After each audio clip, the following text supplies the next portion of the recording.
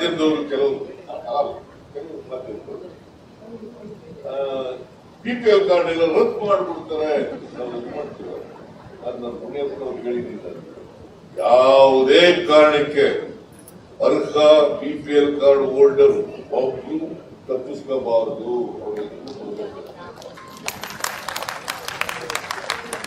ಒಂದ್ ವೇಳೆ ಒಬ್ರು ಇಬ್ರು ಅನರ್ಹರು ಸೇರ್ಕೊಂಡ್ರು ಪರವಾಗಿಲ್ಲ, ಅರ್ಹರು ಮಾತ್ರ ಹೊರಗಡೆ ಇರಬಾರ್ದು.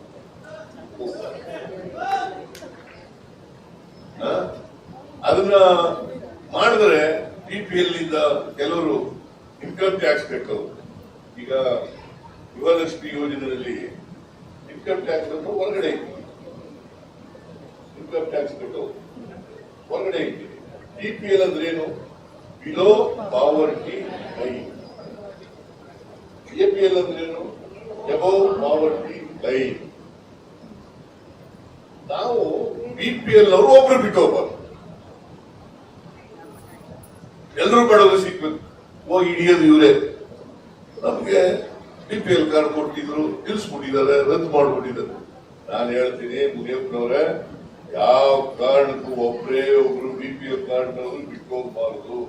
ಬಡತನದ ರೇಖೆಯಿಂದ ಕೆಳಗಡೆ ಇರ್ತಕ್ಕಂಥವ್ರು ಯಾರನ್ನು ತಪ್ಪಿಸ್ಬೇಡಿ, ಯಾರನ್ನು ತಪ್ಪಿಸ್ಬೇಡಿ. ಯಾರು ಇನ್ಕಮ್ ಟ್ಯಾಕ್ಸ್ ಕಟ್ತಾರೆ, ಶ್ರೀಮಂತರಿದ್ದಾರೆ, ಯಾರಿಗೆ ಸರ್ಕಾರಿ ನೌಕರರಾಗಿದ್ದಾರೆ ಅಂತವರು ಅವ್ರಿಗೆ ಅವರು ಅರ್ಹರಲ್ಲ, ಅನರ್ಹರು. ನಾವು APL ಕೊಡಿ, APL ಕೆಲವು ಸವಲತ್ತು ಕಡಿತಾರೆ, APL ಕೊಡಿ.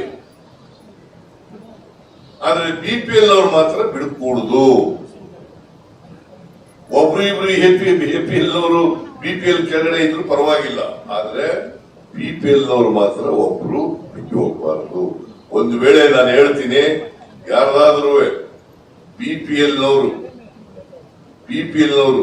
ಇದ್ರೆ ಅವರು ಮತ್ತೆ ಅರ್ಜಿ ಕೊಟ್ರೆ ಅದನ್ನ ನಾವು ಕನ್ಸಿಡರ್ ಮಾಡಿ ಅವ್ರನ್ನ BPL ಕೊಡ್ಲಿಕ್ಕೆ ಅರ್ಜಿ ಕೊಟ್ಟರು.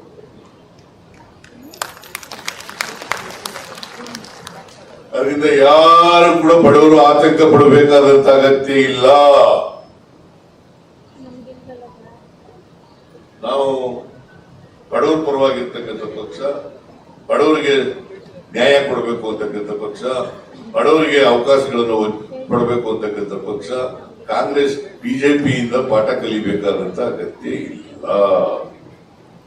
ಅವ್ರು ಯಾವತ್ತೂ ಕೂಡ ಶ್ರೀಮಂತ ಪರವಾಗಿರ್ತಕ್ಕಂಥವ್ರು, ಮೇಲ್ಜಾತಿಯವ್ರ ಪರವಾಗಿರ್ತಕ್ಕಂಥವ್ರು. ನೀವು ನೋಡಿ, 1925ನೇ ಇಸ್ವಿಯಲ್ಲಿ RSS ಪ್ರಾರಂಭ ಆಯಿತು. ಅವತ್ತಿಂದ ಇವತ್ತು ಯಾವತ್ತಾದ್ರೂ ಬಡವರ ಪರವಾಗಿ ಮಾತಾಡಿಲ್ಲ.